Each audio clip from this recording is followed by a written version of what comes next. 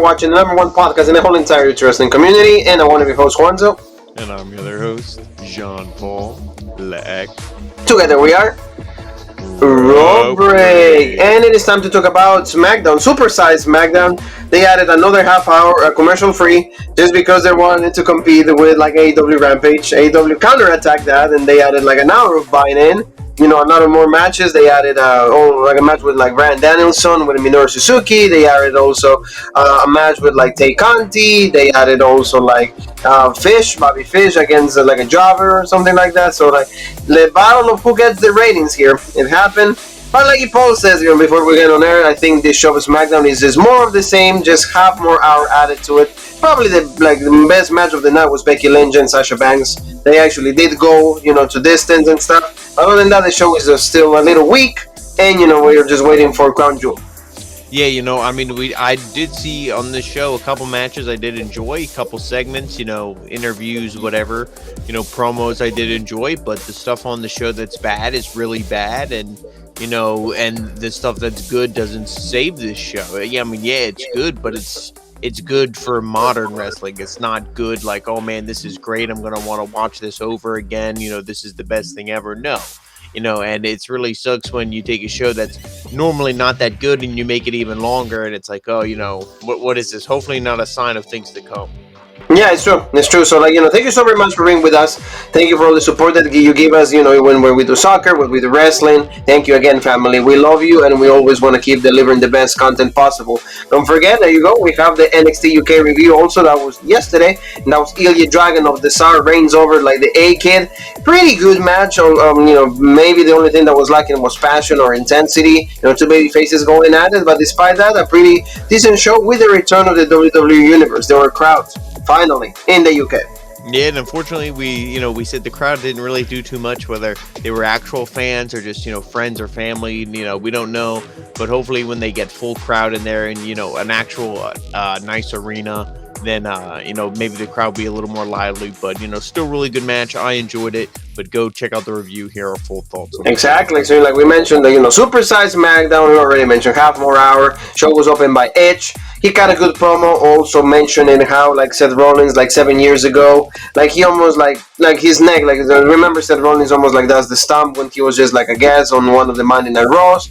He says that, like, he had the match at, like, SummerSlam, they had the match at the Madison Square Garden. It's like, you made it more personal now that you went into my house. But, like, a house is just a house, it's four walls. But my home, you know, when I, like, put my kids to rest, to bed, all of that, and then you piss on all of that. And he says, maybe I'm getting it back because I did the theme singing to, like, John Cena's dad. So Edge always cut in a good promo and says, you finally Hell in a Cell, two demons going at it, but in the end, he's going to turn out the winner. Did you enjoy this promo? Yeah, I enjoyed it. I mean, maybe a little long, but the show was long. They, you know, they had to, yes. Compete, you know, they had to go real long.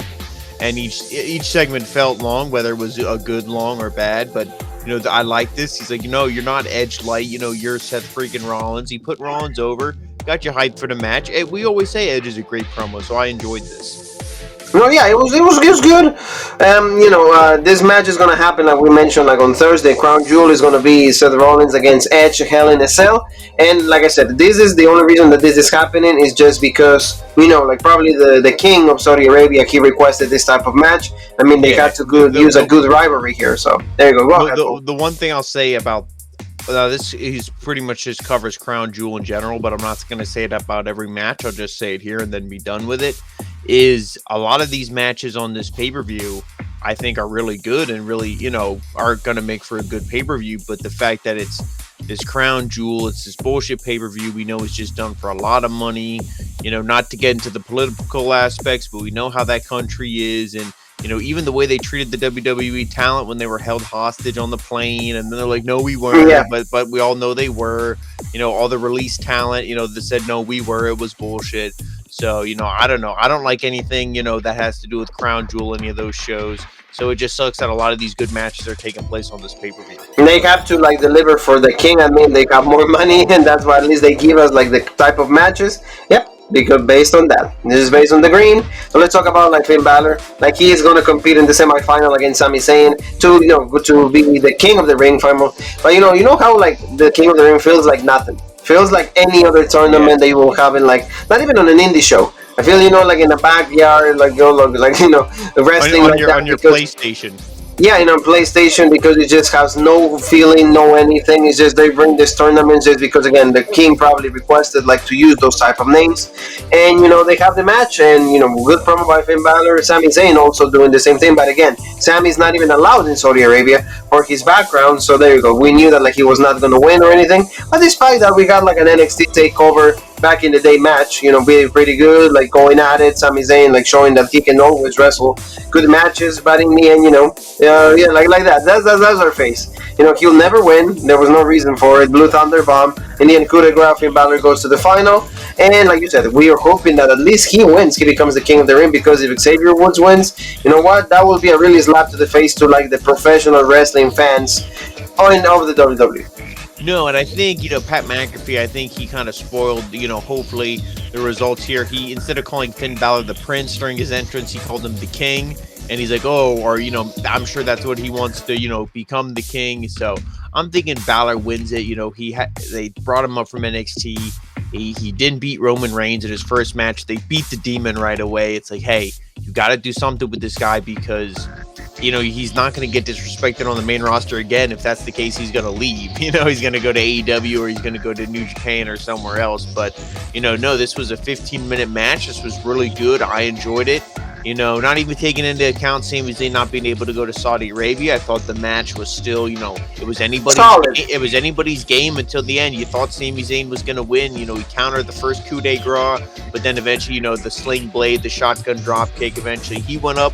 And see, when he went up for the last coup de grace, the crowd was hot. They were cheering. They were into Finn Balor, so that's a good sign. They're still into Finn, and I'm glad he won. Like I said, he needs to win. Yeah, please don't make Xavier Woods the king of the ring. Don't shit more on that. Let's remember Page. Can we remember that? I mean, a lot of people have like that have like short-term memory or anything, but like to me, at least give Finn Balor something. Please do. Out of all these years, please do. So like let's go to like Naomi. She's gonna go finally. She's gonna get that. She got that match against Sonya Deville, so she's excited about it. She says finally she's gonna feel the glow. And it turns out to be they always going to do a swerve, and the swerve was like that Sonya Deville was not going to fight alone. She invited Shayna Baszler. She's the newest member also of Smackdown, so that's why they have this match, and this become right away a handicap match. And like of course these things like I don't want to say they ruined the show, because for me this segment don't mean anything. But at least for this, like there you go, like just Sonya Deville and Shayna Baszler going at Naomi, and in the end, Sonya Deville continues the feud, because at some point they're gonna have that one-on-one match, and then Naomi probably will win. Yeah, and I mean this really drags down Shayna Baszler, because to me she should be the one to be winning. The Queen's Cup or whatever it's called. She's in the final. I think she's gonna beat Doudrop on Monday Night Raw, and then I think she's gonna beat spoiler alert, Zelina Vega. And but to be put in this segment, I would have rather just seen this match. But to be honest, I would have just rather seen Naomi join the Bloodline and not see this at all. I don't know. This isn't good. And like I said about every other segment, went on way too long. The match was too long. Too much trash talking. All this, going on in the match. Eventually Kirifuda clutch. But I don't know, just not good. Wasn't that good. You're right. So like we got a promo from Kid Row. There are like more video packages from them. This supposedly is going to save SmackDown. Yeah. I don't know how, but like a lot of people have a lot of faith in these guys, have a lot of good intentions that like they are the ones that like are going to make the show a little better. I don't know how. One more time, I just don't know how they're going to be able to pull this off. Maybe if the four of them are the new writing staff. That's maybe like they're creative. I don't know, but like I don't see them like doing anything with these guys either. Probably 2 weeks and that will be it. If you don't believe me, ask Tony Storm. As Shinsuke Nakamura, as Bobby Roode, so many other guys that have had an opportunity, and yet it never happened. Like it didn't turn out to be good for them. Andrade, even Selena Vega, don't think that like a win for like a tournament means anything in the WWE. So Paul, Sasha Banks got in a promo. She's gonna have a match with Becky Lynch. So she's gonna in the end and Crown Jewel. There's gonna be the triple threat match. She's gonna win. She's gonna become the new SmackDown Championship. All of that. I mean, the boss finally talking, because remember, we still don't know why she was absent from SummerSlam. But anyway, that's what we got of the show. Well, Seth Rollins, and he got another promo against Edge. What did you think of this one? Who did the best promo here, Edge or Seth Rollins? I mean, Rollins cut a good promo. Edge is the more likable character. Obviously, Rollins comes out with the suits, and I was dying when the crowd was chanting Harley Quinn. That to me was so legit, because they're like, screw you. Rollins has a lot of heat with them for like, kind of get off my TV at least at first. I shouldn't say get off my TV, but like they heckle him. They try to get under his skin, and it's good. He wants to say like, Edge, listen, you want to say how good you are and all this stuff, and being like a demon in your evil ways again, but this is Hell in a Cell. I have more time in this cell than you do. He's like, look at what the cell's done to me, and he has this weird demented look in his eye. His one eye is like crazy, just staring right at you. The other one looks soulless and dead. And he pretty much sells it, and like he said in his the Stone Cold the Broken Skull sessions, he really hated that Hell in a Cell match with The Fiend, the way that they've changed it and booked it, and that kind of was the real big starter and catalyst for this heel turn. So this all kind of connects. So I like this. I almost want to say Rollins gets the edge here, but both of these promos really good. Like I said earlier, I'm excited for the match. I just wish this was for like on the Royal Rumble. Put this on the Royal Rumble card. Yeah, like a better event rather than a crown jewel. But like you said, King has money, so he will gets the better matches. Carmella and Selena Vega, they're gonna go against each other. Yet they're kind of promo with each other. So they said, if I win, I'm gonna do this, and if I win, I'm gonna do this. So like they have the match. Absolutely god awful, terrible match. Nothing that really interests us. Like Selena Vega came back for no reason. And the one thing is like probably she should have waited a few more days and then she would have signed with AEW rather. And she would have been with Malachi Black. She didn't do that, so that's why she's back. And they gave her finally a win. Like 2 or 3 weeks in a row she's been having some wins. Carmella, she's always there. She's a woman that like either she's a jobber or she looks kind of like main event, never wins anything. I mean, she was a SmackDown champion at some point, but she didn't want the mask at the beginning. And then Liv Morgan, they're gonna continue this feud. They're gonna keep dragging this. I don't understand why. I mean, Liv Morgan is the hot one right there. She's the one that they should be pushing. They don't do that, but that allow Selena Vega rather like to do another, of course, a package, a small package, 1, 2, 3. She advances to the final of Crown Jewel, rather. This is completely the worst tournament ever. The names are bad. It's an inaugural tournament. There's no name value in this. Shayna Baszler against Selena Vega. That should be 3 seconds. Kira for a clutch and done. Yeah, I mean, like you said, that's the one thing you just said is pretty much describes this whole tournament is there's no names. It's to crown, the queen, and Charlotte Flair's not in it. I know she's a champion, but I don't care. She should be in it anyway. Yes. It's not for a championship. It's just to be who's going to be the king or the queen. So Charlotte Flair should be in it. Rhea Ripley should be in Asuka should be in it. I mean, well, Asuka's still injured, so that, I guess. Oh, okay, that at least, yeah. But at least Rhea Ripley should be in it. Yeah, it should be all the top names. It shouldn't be, the Carmellas and the Zelenas and, I'm sorry, Tony Storm.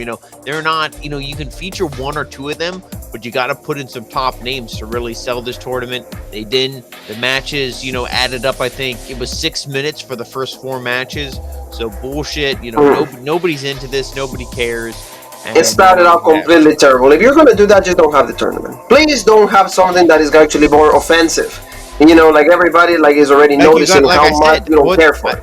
Finn Balor and Sami Zayn went 15 minutes, and the women's all the women's matches so far. Like the entrances were actually longer and anything. And then we get 5 minutes of this. Nakamura just shows up for this. Yeah, it's a freaking joke. The King of Strong Style, one of the best champions. He has a really, really good stock. She had good matches on NXT. He had a lot of a promising debut on the main roster up to Jinder Mahal, and now this. He just shows up, goes around the ring, and leaves. I mean, the only thing I can think is maybe he's having fun. I mean, maybe not. Maybe he is. Who knows? He's his own unique kind of guy, but they might be paying him well. Otherwise, I don't know. That's the only reason I can see that. You're absolutely right. So let's move on to shall we? A tag team championship match and the Usos against the Street Profits one more time. We've seen this 2 weeks ago already. So why do I care that they do this again? Oh, they added toys. Great, yeah, great reason for me to care about it. No, and because in the end I knew that the Usos were going to retain. So I mean, match quality pretty decent though. I think this team's got a lot of chemistry. It reminds me a little bit of the New Day and what the Usos did. Remember 2017, those good feuds and everything. But here again, the Street Profits, I don't want to see them champions either. I'd rather the Usos 1,000 times. So why would I want the titles to change? And in the end, at least they didn't. So what do you think about the match? I mean, I just echo everything that you just said. We've seen it a bunch of times, but I knew that since this was the Street Profits send off, they're going to Monday Night Raw soon or back to Raw. This is, going to be the last blow off of this big feud that they have. So to do it like this, like you said, include all the toys and everything. These teams have so much chemistry. At least, the final match was the one that was the most hardcore, to beat each other up. And this was good. I like how these guys trust each other, the chemistry they have. You see when the kicks and stuff, you don't see any of these guys put their hands up at their face to cover their face. They eat the super kick right to the face because they trust the guy. They know he's not going to take their chin off, and break their nose or anything. And it just makes the match look so much more believable. I like in the beginning when they echoed all the tag teams moves, let's do this for the Dudley boys. Let's do this for this team. They tried the Doomsday device, but then the Usos countered it and stuff. I mean, this was really good. And, at the end of it, like you said, the Street Profits were rolling. They hit their finish, but then, they broke that up and they put Montez Ford through a table. The big double super kicks, double splash on Angelo Dawkins, 1, 2, 3. Champs retained. We knew that was going to happen. This was a good match again. Finn Balor, Sami Zayn was good. This was a good match. It's like, okay, you're giving me some good stuff here on this show, but it doesn't need to be 2.5 hours. No, yeah, they only do it because they want to compete against AEW. Let's say, they just want to keep going at it because, again, the words that gets, they make everything better. I don't think so. Just for me, pettiness from both sides. Tony Khan is doing a good job. But again, you don't need to keep oh yeah, we're going to do it better. We're going to outdo you. We're going to do this. Just shut up. Work on yourself. The numbers will show it. Everybody can just see the numbers. So, that's what you need to do. So Becky Lynch cutting a promo again one more time. She's going to have the match with Sasha Banks. And Crown Jewel, she's going to still be the champion and then move to Monday Night Raw. Becky, Vince Russo said that he hates how she cuts the promos. I think she's okay. I have nothing bad to say on Becky Lynch. Vince Russo's opinion on wrestling is, who cares? So. Oh yeah, it's exactly I offer my services to Vince McMahon, right? Okay, hire me back. Oh, so no answer. There's your answer for there. No answer. And that's actually an answer. So let's go back to that. And that's the match, like we said, pretty good. I like this. That probably to me the best match of the night. Sasha Banks really good. Too much Eddie Guerrero though. The Three Amigos, Frog Splash. Am I watching Eddie Guerrero or am I watching Sasha Banks here? And you know what? If they didn't mention it, if they were just look at that, she hit, the Three Amigos, or even if they just called it a trio of suplexes, what strength from Sasha Banks, and she hit a frog splash. But it's the fact that they have to mention Eddie all the time. And I feel like you and I are the only people who complain about that, but hey, we're going to die on that hill. So, Well, maybe it's true though. Three Amigos, then the frog splash. And can she do the frog splash a little better if she's going to keep doing it? I mean, I don't think she does it bad, but no, I mean, I like this match, and it went long, and, as I'm watching this, I like, how it went. I like Becky Lynch. I like her moveset. I like the leg drops that she does, and the way that she hits them, it feels like, there's a big thud, like there's a lot of damage being done to the leg drop. I don't know how she does it, that it looks, the way it does, but it looks good. And, all this stuff was good in this match, and as it's going on, I'm thinking... And we should mention Bianca was on commentary. Yes, she was. She got actually whacked by Becky Lynch also. Yeah, and I'm wondering, is this match going to be better than the one we see at Crown Jewel? Because usually singles matches I feel are better than triple threats. Yes. So I'm like, this match might actually be better because this was really good. These are two of the top women in all of WWE, and they have good chemistry together. But like you said, kind of Bianca, she was gonna get punched, or Becky was gonna punch Sasha, but Sasha moved. Becky just knocks out Bianca. Then Bianca, she gets up, attacks her, and eventually, back in the ring, Becky was kind of she had Sasha had her in in the bank statement, and but her hair was all on her face and she couldn't see, and then Bianca hit her, but Bianca didn't grab her right. There was some kind of mess up, I think, at the end there, and it was supposed to be Becky was distracted, she didn't see, and then she got pinned by Sasha. So that's kind of the ending I really thought we were gonna see, because I'm like, you're not, even though Becky's the champ, this is non-title. I don't want to say it's fine for her to lose, but you're not going to have Sasha going into the match at, Crown Jewel looking weak. So this is kind of the ending I thought. And also, the commentary was saying, Bianca, she interfered, blah, blah, blah. It's but does that really make Bianca look like a babyface or a heel? Yeah, we'll see what happens. And another thing too, to make the triple threat, pretty much like, we know Becky Lynch isn't going to drop that belt. They already said that Bianca has a title match against Charlotte. Yes. Yeah. So. And Bianca's like, I'm going to have 2 belts. Okay, yeah, good. You're not going to have anything. Probably you're not going to end up having anything. So, like... Well, Charlotte's moving to SmackDown, so I wouldn't be surprised if Bianca becomes the Raw Women's Champion. Probably. Yeah, you're right, actually. Like, then they can start redoing everything. So, I mean, that's at least that's a better way than rather, like, we're like, just change belts. And then we're champions still. So, like this was the main event, and it was supposed to be the contract signing for the Universal Championship match at Crown Jewel, and of course Brock Lesnar was in the building for 5 minutes. That's how he gets paid. 5 to 6 minutes, that's all. And then, like, the entrance, don't you love how, like, they're still in the ring for the women's match, and Adam Pearce was like, go, get a table. He's like, let's fucking go. What are you doing? He's like, let's go. And then, they did that because it was commercial free. So even commentary was like, so why is Adam Pearce being? I guess don't have it commercial free then. Or for example, like, who cares that, like, from like a match is over, you need to go to the next segment? Just have a commercial. I understand the idea of commercial free if there's a match that keeps going, or just cut to the commentary team and just say in the headset, "Hey guys, talk for 2-3 minutes until you see they're all done." Yeah, exactly. Yeah, you can say, or something else, or have like a promo or something. Yeah. Have something like for the match. Don't have the mic on that you can hear Adam Pearce screaming and yelling like go. Yeah.